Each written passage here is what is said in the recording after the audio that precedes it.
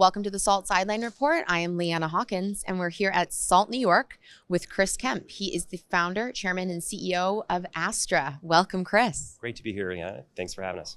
So we're back here live in real life in New York City. We're happy to have you here at SALT this year, talking about the future of space. And there's a lot of activity in Astra's world, the company that you have founded. You're the former CTO of NASA. Not a small job. So obviously a big background in the industry. And you are the first space company to come to the public markets. And there's a lot more on the way. So tell us about the industry and why is it developing so quickly right now? Well, I think there's been a lot of excitement generated as SpaceX and Elon have made a lot of progress with Starship and have made some pretty spectacular advances, bringing the first commercial astronauts into space.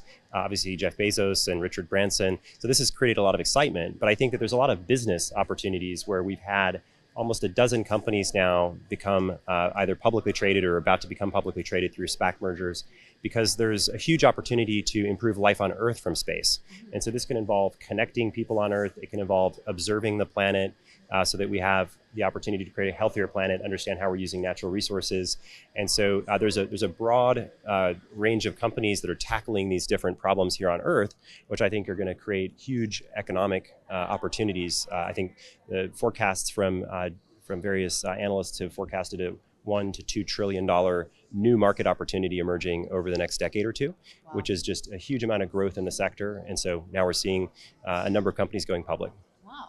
So maybe give us some of those key initiatives that Astra is taking on to improve life on Earth based on the technology of space. Well, I think that there are really two areas. There's creating a healthier planet by observing and understanding how we're using natural resources. And then there's creating a more connected planet, which is taking information that might be on our cars, on devices, maybe on our smartphones, and globally connecting them to the internet.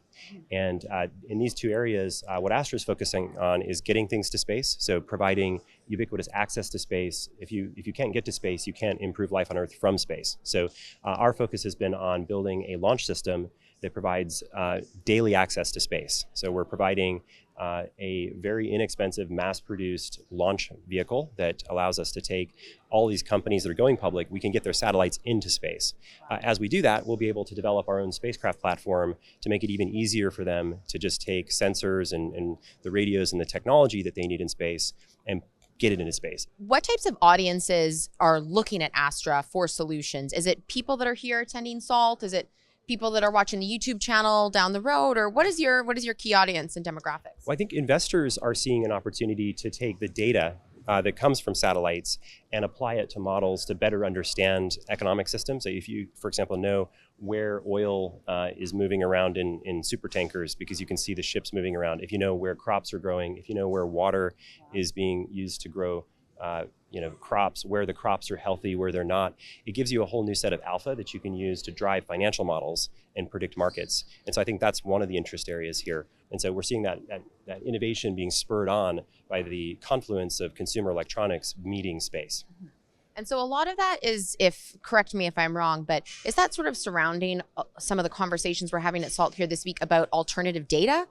Yes. Yeah, I think there is no more unique data set than a new sensor that's never before existed being deployed globally that's able to see, for example, what is the ocean temperature doing?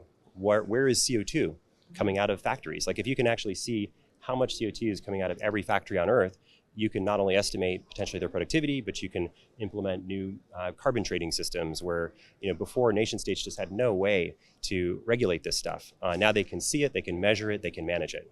So there's a lot of different applications for the different companies and innovations that Astra is launching.